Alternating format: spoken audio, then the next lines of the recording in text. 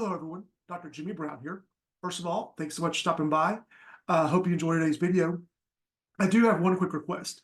Please be sure to like, subscribe, as I'm trying to grow the channel. And if you have any topics you want me to cover, please be sure to shoot me a note and let me know. I'll put them in the queue. Can't promise how fast I'll get to them, but hey, I'm looking for ways to help everybody out who visits. So that's it. Hope all is well. Hope you enjoyed today's topic. Hello, everybody. Dr. Jimmy Brown again. Wanted to make a quick little video for you here to talk about what's considered normal versus abnormal behavior in the psychological world. This is a topic that gets really tricky because, some folks say, oh, people shouldn't do that. It's just not normal, or people should this, that. From a social standpoint, we're not going to get into that. We're not going to get into the political standpoint of it. We're getting to purely from the psychological, behavioral science standpoint. What does normal mean? What does normal not mean? So to start off with, we're going to talk about what is and is not normal. Now, from a psychological standpoint, the behavioral science psychology, we look at one of three tests to determine if something is not what we call normal. One is statistical deviance.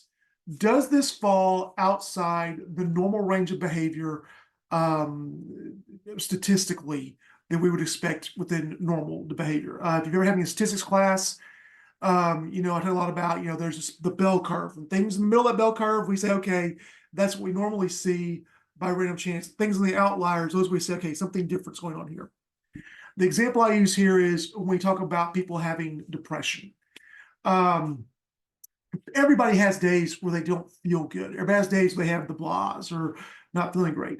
But we don't consider it clinically depressed unless it's severe and persistent, more than would be considered statistically typical. If you have the DSM, which we'll talk about in a minute, there's certain thresholds people have to pass to say, oh yes, I am overly distressed to the point where they would categorize him as depressed. The second category is maladaptiveness. Does the behavior interfere with adaptation or pose a danger to oneself or others? This really gets about, and this can be very judgmental, but it can get to be about, does someone's odd behavior get into, or we consider somebody consider odd behavior, get into an actual inhibiting life? For example, most of my work these days is executive coaching. If I have a client who says, well, I'm kind of OCD being short-term obsessive compulsive disorder, I'll usually say, well, what does that mean? What does that look like for you? If they say things like, well, I have to make sure all my documents are spell checked. I want to make sure my email inbox cleared out before I go to bed at night. I want to make sure my desk is always clean before I leave the office. Then, okay, that's normal behavior. That's just someone who's very detail-oriented, maybe probably a little bit persnickety, but not maladaptive. If someone says, I have to wash my hands 47 times a day and can't get to my desk, or I have to circle the building 15 times before I walk in to double check it, make sure there's not some kind of danger with the masonry or something, or I've got a spoon in my pocket in case I'm attacked by a duck. Well, those are things that impact your daily life. And that's where, again, as a coach, since I do coaching, not clinical work, I say, you know what, I'm going to refer you to a friend of mine over here who is who can talk to you more about what you're doing and work with you on those kinds of things. The last one is personal distress. And this is, does this cause the person anguish and distress for that reason alone? So for example, going back to the idea of depression. My mother died back, I guess about 15 years ago now. After that, obviously, I was very much not feeling good about things. It was personally distressing. Over time, I got better. If, however, I started having suicidal ideology and we eliminated that and started realizing that there were other things going on where I was indicating that, then that would be personal stress. And again, me as a coach, I have to hand them off to somebody who's trained in those areas to make sure they know how to work with that. And again, all this is defined in a document we'll call the DSM, which we'll get into now. So the DSM is the Diagnostic and Statistical Manual of Mental Disorders. It's used by clinicians, researchers, drug agencies, health. this is what defines the different versions, different psychological disorders. Most importantly, it does evolve over time. The DS first version was published in 1952. We're here in 2013. The version 5 came out, and it has changed over time. For example, in the first version, homosexuality was actually listed in the original DSM as a psychological disorder. Why was it taken out? Well, even if you take away the political reasons and society evolving, there was a lady who's a psychologist, did some research. She found that people who just happened to be gay had no more psychological distress, no more psychological issues than any people who identified as heterosexual. So therefore, it was taken out. A few years ago, there was a kid down in Dallas who got drunk, wrecked his car, and the so-called psychologist that was brought by the defense claimed this kid had something he called affluenza, that was because his parents were affluent. He didn't have any idea of consequences, didn't know the difference. They tried to use that defense, didn't go so well because there's no such thing as affluenza according to the DSM. So the DSM is the go-to document to define whether or not a psychological disorder is real. So let's go to the next page. What are some DSM examples? Major depressive disorder, we've mentioned before. To be considered a major depressive, a person must meet at least 5 of the following: depressed mood for nearly every day, great interest, greatly decreased interest in pleasure, normal activities, right? Somebody said, oh, I used to love going out and playing golf. I don't ever play golf anymore because I don't want to do it. That might get it. Significant weight loss, not due to dieting or weight gain. Any of these five of these things persistently can be considered over time. That's how we classify depressive disorder. Yes, there's some judgment involved, and that's also why when you want to do these things, you go to somebody who's trained and licensed, they know what to look for and know what they don't know. Another example of things in DSM, autism spectrum disorder.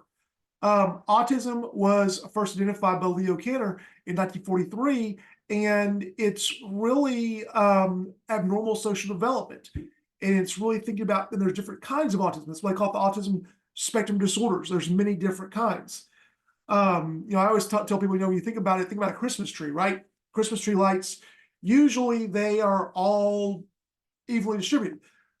Most people, not all, because again, it's a spectrum, on autism, on the spectrum, they'll have all their lights in one very specific area where they're super, super smart in one area, but have a hard time reading social cues that most folks would pick up. And some folks who are on the spectrum, you wouldn't tell it because when they've been through enough therapy that they can look for those cues of trained. Some folks not. Again, wide spectrum. Another thing is eating disorders. There's 2 examples of those. Would be anorexia nervosa, which is refusal to maintain weight of at least 85% the expected weight gain for a person's height and age. And then there's bulimia nervosa, which is recurring episodes of binging and purging. Again, I had a friend of mine several years ago. She was skinny as a rail. People thought she was anorexic, but the truth was, doctor said she was fine and she ate like a horse, just had a very high metabolism. However, somebody who doesn't maintain that, and usually if it's driven by psychological issues like their body image issues, childhood trauma, things like that, that's usually what we consider anorexia nervosa. And again, different categories there. Substance abuse. Substance abuse really gets into the thing about substance abuse that's tricky is in a lot of cases, use of substances. We count alcohol with that. We count marijuana, even though alcohol is legal in all 50 states. Marijuana legality varies by state. Usually the point to where it negatively impacts your life, going back to the original things about maladaptiveness. If it's maladaptive, then it becomes an issue. Pain relievers.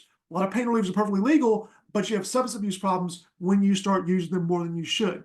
Opioid crisis. It came out because people made some pain relievers and people kept using them to the point. Illegal drugs, we enter a gray area there where people say anytime a drug is used illegally, it creates that issue of maladaptiveness. So it's a bit of a gray area there. But anytime it's used to the point where it negatively impacts somebody's life, that's when we consider it a maladaptiveness. So interestingly, when we think about treatments, self-help groups, outpatient rehabilitation.